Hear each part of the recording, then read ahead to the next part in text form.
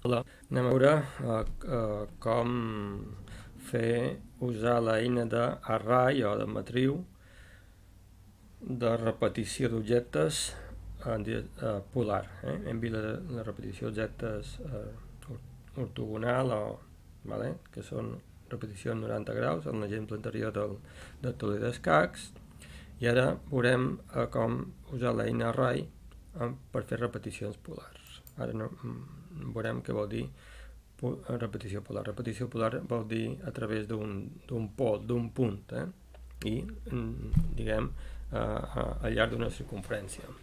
Val. Anem per això a crear un cilindre. Aquest cilindre el girarem. Per tant, anem a data, i el girarem 90 graus. I el girarem 90 graus segons l'eix X. Segons l'eix X. Per tant, no volem girar-ho segons l'eix Z, només el girarem segons l'eix X. I li posarem 90 graus. De fet, li posarem menys 90. 90 quedaria cap a l'altre costat, cap aquí. Vale? Ho podem fer 90 també, però ho faré així. Ja està, ja tenim el cilindre creat, veieu? Li canviem les dimensions, per exemple, li posarem aquí de 250 mil·límetres, o sigui 25 centímetres. Farem un fitol perquè ens càpiga tot i ho farem un zoom una miqueta més. Vale. I ara crearem, això li donem aquí, necessita recalcular, i ara crearem una nova figura que no m'hi hem creat fins ara, que és un toro. Això se li diu un toro, és com un donuts. Vale? El radi el deixarem com a 2 mil·límetres, per exemple. Perdó, anem al toro. El radi, hi ha dos radis aquí. Aquest radi i el radi aquest d'aquí. O sigui, val?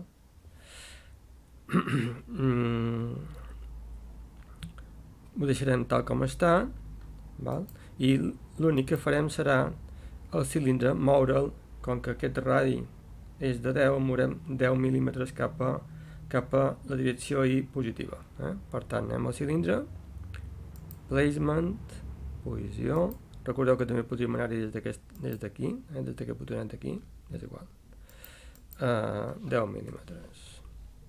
Vale. I veiem que ens queda col·locat aquí. Vale? I ara què farem? Ara volem construir com si fos el radis d'una roda, d'una bicicleta, per exemple.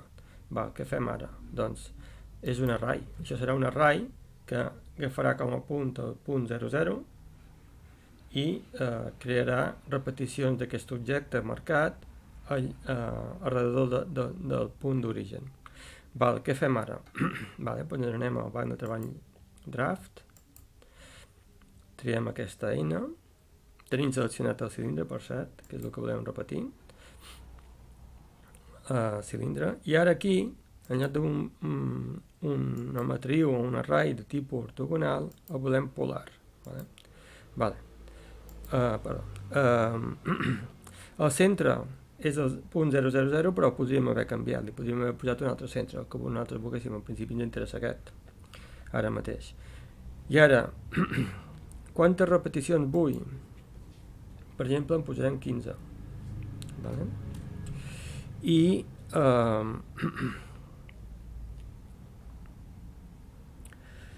ara el que farem senzillament és dir-li aquí, clac, ja està.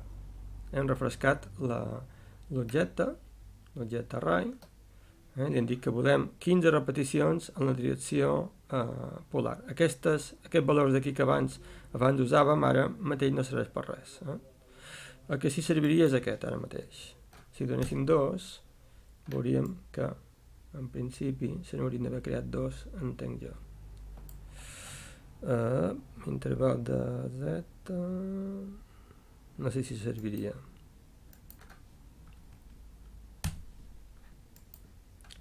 Crec que no. No, només serveix amb un array polar, només serveix a través del plànol on està l'objecte. Vale? Si no, haurem de fer un altre tipus d'array que veurem a continuació. Val, per tant, aquí això seria 1, i això ho podem deixar igual perquè no té cap efecte, però bueno. 1, i aquí 1. Vale. 15, interval de z, ho deixem així a 0 com estava. Vale. Ja veieu que quan xerrem d'arrays polars, l'únic que ens interessa és aquesta opció d'aquí, número de repeticions polar alrededor del centre, que hem definit aquí, que en principi és el 0, 0, perquè tant com tenim el dibuix és així com ens interessa. Si definíssim com un altre punt, doncs l'array se crearia en funció d'aquest altre punt. Val, i en principi això és tot. Ara, per exemple, aquí el que faríem seria crear, duplicaríem per exemple això, duplicaríem això, edit és una tècnica que ja hem empleat abans, i ara això li faríem una miqueta més ample, per exemple de 5 mil·límetres, i li diríem que el radi el posarem de 260 mil·límetres.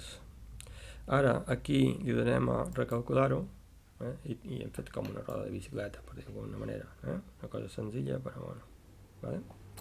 Bé, i en principi això és tot, array polar.